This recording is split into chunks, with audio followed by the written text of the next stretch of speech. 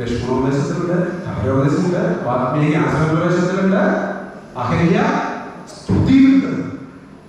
ഒന്നിലൊന്നല്ല, ഒരുപാടുണ്ട്, നൂറുകണക്കിന്. ഇതേ വാക്കുകൾ പഞ്ചഭൂതങ്ങളിൽ നിർമ്മിച്ച ശരീരം ഇന്നലെ നിന്നാണ് പഞ്ചഭൂതങ്ങളിൽ അടിയുള്ളത്. ഒന്നുകിൽ ജന്തുക്കൾ ഭക്ഷിച്ചു പോകും, മണ്ണിൽ കെമിക്കലുകൾ തിന്നു, ഇല്ലെങ്കിൽ കത്തിച്ച് വെട്ടികളായി പോകും. നന്നല്ലേ നശിക്കാത്തതായ ഞാൻ എന്ന ബോധം, അതിനെ നമ്മൾ പരിപോഷിക്കും. അതാണ് നവീകരണ കലശം. ആ നവീകരണ കലശമാണ് നമ്മൾ ഓരോരുത്തരും നടത്തുന്നത്. അത് 12 കൊല്ലമാണെങ്കിൽ നമ്മുടെ ദിവസത്തിൽ 12 പ്രാവശ്യം ചെയ്യണം.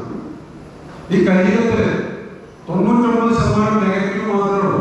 ഈ നെഗറ്റീവ് നമ്മളെ അടിക്കുന്നതോ നമ്മളതിനെ 100% പോസിറ്റീവായാൽ മാത്രമേ നമുക്കിവിടെ പിടിച്ചു നിൽക്കാൻ പറ്റൂ. അല്ലെങ്കിൽ തളർന്ന് തരിപ്പണമായി ഫീലിംഗോ, ഞാൻ ചിന്തിച്ച പോലെയല്ല മകനായില്ല, ഞാൻ ആഗ്രഹിച്ച പോലെയല്ല മകളായില്ല, ഞാൻ പറയുന്ന പോലെയല്ല ജീവിക്കുന്നത്, കഴിഞ്ഞു. അവിടെ ഒരു സ്വീകാര്യത. എനിക്കത് ഇത്രയോ അർഹതപ്പെട്ടു ഭഗവാനെ, എനിക്ക് പ്രശ്നങ്ങൾ വന്നോട്ടെ, പരിഹരിക്കാനുള്ള ശക്തി തരണം. അതാണ് രാമായണം പഠിക്കുന്ന രാമായണം ഇല്ലേ? പട്ടാഭിഷേകത്തിന് കയ്യാമോ പറഞ്ഞ ദശരഥൻ ഇല്ലേ? രാമായണം വായിച്ചിട്ടുണ്ടല്ലോ. അതിലെ കയ്യേരി ഒന്ന് പറയണം, രാമ നിനക്ക് 2 അസുഖത്തെ വിളിച്ചിട്ട്, ഒന്നിന് എന്റെ മകനെ ഭരതനെ പഠിക്കാതെ നിന്നോട് കാട്ടുപോകും. രാമൻ എന്താ പറഞ്ഞു? അതിനെന്താ റെഡി? കനിയോ വീഞ്ഞായോ ടെൻഷനായോ? അപ്പൊ രാമനൊന്നും ബന്ധപ്പെടിക്കണം. രാമനും ക്ഷമ പഠിക്കണം. എന്തുണ്ടോ ഞാൻ സ്വീകരിച്ചിരിക്കുന്നു ക്ഷമ. പ്രശ്നങ്ങൾ വന്നാണ് ഏത് കല്ലെറിഞ്ഞാലും പറഞ്ഞാൽ കുത്തുവാക്കുകളുണ്ട്. ആ കല്ല് നമുക്ക് ഇരിപ്പിടാക്കാൻ കഴിയാം. പ്രശ്നങ്ങൾ വന്നാൽ ആ പ്രശ്നത്തെ അല്ലെങ്കിൽ മറ്റുള്ളവരുടെ ദേഷ്യത്തെ അതിനെ നമ്മൾ ആശ്രയിക്കണം. എന്ത് ഇരിപ്പിടാൻ കഴിയുമ്പോൾ ഇരിക്കാനല്ല, അത് നമ്മുടെ ജീവിതത്തിൽ ഒരു വളർച്ചയ്ക്ക് വേണ്ടി ഉപയോഗിക്കാൻ നമുക്ക് കഴിയും. ഒരു കാര്യം പഠിക്കാൻ നമുക്ക് കഴിയും. നല്ലതെടുക്കുക, നന്നല്ലാത്തതെന്തോ അത് നമുക്ക് ചില പാഠങ്ങൾ പഠിക്കാനുണ്ടാവും, അത് പഠിക്കേണ്ടി വരും. ഇന്ന് എന്താ വിശേഷം? ഭഗവാൻ പറയുന്നത് നമുക്ക് കേൾക്കാൻ വയ്യ, നമ്മൾ പറഞ്ഞാണ് ഭഗവാൻ കേൾക്കാൻ വയ്യ. ഇതാണ് വിഷയം. നമുക്ക് കുറച്ച് വയസ്സ്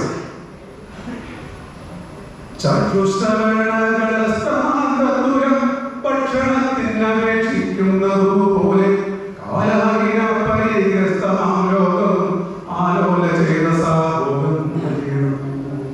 തിരുത്തേണ്ടത് നമ്മുടെ ഉള്ളിലാണ്. നമ്മൾ നോക്കേണ്ടത് നമ്മുടെ ഉള്ളിലേക്കാണ്. നമ്മുടെ കണ്ണ് നമ്മൾ നോക്കാനാണ്, നല്ലത് നമുക്ക് കാണാൻ കഴിയും.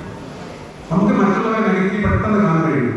അതായത് പാമ്പിന്റെ വായിലുള്ള തവണ പറയാൻ എനിക്ക് വിശക്കുന്നതാണ്.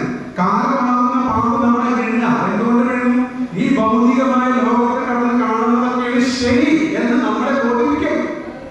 നമ്മളതിന്റെ അടിപ്പെടും. അപ്പൊ പാമ്പ് എന്താ വീഴുന്നു? നമ്മൾ ഓരോരുത്തരും പാമ്പിന്റെ വായ പകുതിപ്പെട്ട തവളയാണ്.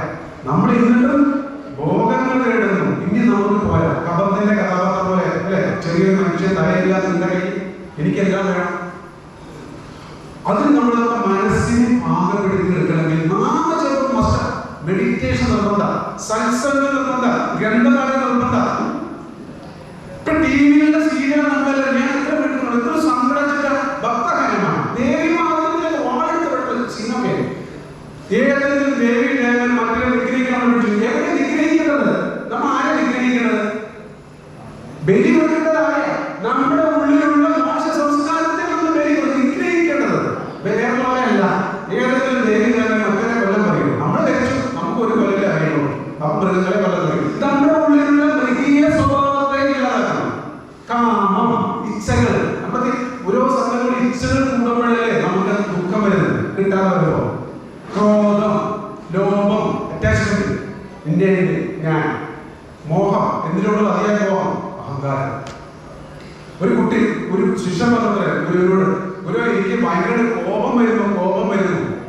ഗുരു എന്തെങ്കിലും വലിയൊരു മലയിൽ കൊടുത്തു, 2 കിലോ ആണിയുമായി കൊടുത്തു. എപ്പോൾ കോപം വരുന്നു അപ്പോൾ ഒരാണി കഴിക്കാൻ പറഞ്ഞു.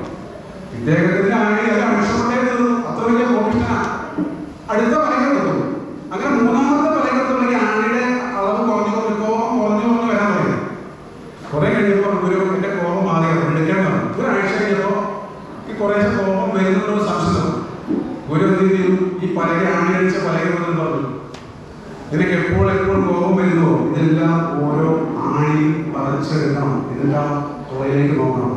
നീ മറ്റുള്ളവരുടെ ഹൃദയത്തിൽ ഇടിച്ച മുറിവ ഇത് ഉണങ്ങാൻ സമയമെടുക്കും. അപ്പൊ നിനക്ക് നിന്റെ ജീവിതത്തിൽ കുറവ് വരില്ല. അങ്ങനെ മുറിവ് നമ്മൾ ഉണ്ടാക്കരുത്. അപ്പൊ നമുക്ക് കഴിയുന്ന കാര്യം എന്താ? നമ്മൾ ഈശ്വരീയമായ മാർഗത്തിലൂടെ യാത്ര ചെയ്യുക, സത്സംഗങ്ങളിൽ പങ്കെടുക്കുക, നാമം ചെയ്യുക, മെഡിറ്റേഷൻ അഭ്യസിക്കുക, ഗ്രന്ഥപാരായണം നടത്തുക. അങ്ങനെ പ്രാക്ടീസ് ചെയ്തുകൊണ്ടേയിരിക്കുമ്പോൾ നമ്മളിൽ നിന്നും എന്താ പോവാ? നല്ലതും ഗുണപരമായ കാര്യങ്ങൾ മാത്രമേ ഉണ്ടാവുള്ളൂ.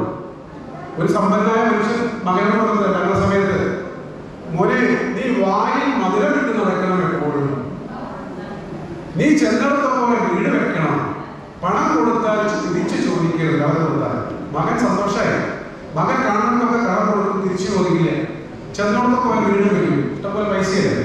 വായിലെപ്പോഴും മിഠായി കിടന്നു മധുരം. കുറെ കാലം കഴിഞ്ഞപ്പോൾ ഇദ്ദേഹം സാമ്പത്തികം കളർന്നു പോയി.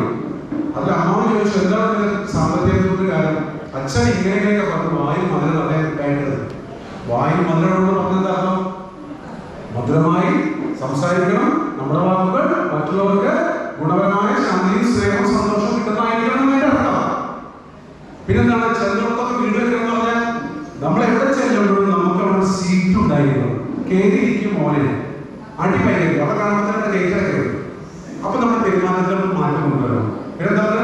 കടം കൊടുത്താൽ തിരിച്ചു ചോദിക്കാൻ ഇടപെടുന്ന വ്യക്തിക്ക് കടം കൊടുക്കരുതെന്നാണ് അദ്ദേഹം പറഞ്ഞത്. ഇതേപോലെ നമ്മുടെ ഗ്രന്ഥങ്ങളൊക്കെ ഒരു ഇൻഡയറക്റ്റ് പഠിക്കണം. ഇതൊക്കെ സിമ്പിൾസാ. രാമനെ കൊന്നു, അത് അവിടെ കൊന്നു, ഈ കൊന്നു എന്ന് പറയുന്നത് 10 തലങ്ങളാണ്.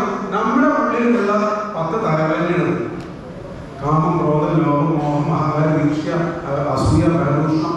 ഇതൊക്കെ ഇല്ലാതെയാകുമ്പോൾ നമ്മുടെ എന്താവും? 8 ശക്തികൾ വരും, 8 ഗുണങ്ങൾ വരും. മനസ്സിന് ശുദ്ധി കിട്ടും, വാക്കിന് ശുദ്ധി കിട്ടും, കർമ്മത്തിന് ശുദ്ധി വരും, ഭക്ഷണത്തിന് ശുദ്ധി വരും, ശരീരത്തിന് ശുദ്ധി വരും, വസ്ത്രത്തിന് ശുദ്ധി വരും, പരിസര ശുദ്ധി വരും, ധനത്തിന് ശുദ്ധി വരും. 8 ശുദ്ധി വരും. ആ ശുദ്ധി ജീവിതത്തിൽ വരനോട് കൂടി നമുക്കുണ്ടാവും 8 ശക്തികളുണ്ടാവും. ആമ കണ്ടില്ലേ? അമ്പലത്തിലൊക്കെ ആമ വിളക്കിന്റെ ഉള്ളിലൊക്കെ ആമ വെച്ചിട്ടുണ്ടാവും. എന്തെങ്കിലും അർത്ഥം? നമുക്ക് പറ്റാത്ത സന്ദർഭത്തിൽ നമ്മൾ ഉൾവലിയണം. അല്ല, ശക്തി നമുക്ക് കിട്ടില്ലപ്പോ നമ്മൾ പോട്ടെ ഇടപെട്ടേ ഓടി ചെന്നിട്ട് എന്താന്ന് അറിയട്ടെ. ലോകം എങ്ങനെയാണ്? നമ്മളെന്ത് ചെയ്യണം? നമ്മുടെ സാന്നിധ്യം ആവശ്യമില്ലാത്ത സന്ദർഭങ്ങളിൽ നമ്മുടെ സാന്നിധ്യം ഉപേക്ഷിക്കണേ വേണം. അപ്പൊ നമുക്ക് സഹനശക്തി മാവിന്റെ പോലെ. മാവിലേക്ക് എത്തുന്നതിൽ നമുക്ക് മാവിന് തരും, മാമ്പഴം തരും. നമ്മളെ ആരെ എന്തൊക്കെ പറഞ്ഞോട്ടെ, നമ്മളിൽ കൊടുക്കാനുള്ളതാ അവരുടെ സ്നേഹവും ശാന്തിയും നല്ല എന്ന് പറഞ്ഞു. അത് കഴിയണം. കാരണം നമ്മുടെ ഉള്ളിൽ നിന്ന് അത് വരണം. അത് ഈ സത്സംഗത്തോടെ കഴിയണം. സഹനശക്തി ഉണ്ടാവും. നമ്മൾ ഈ സമൂഹത്തിലാണ് ജീവിക്കുന്നത്.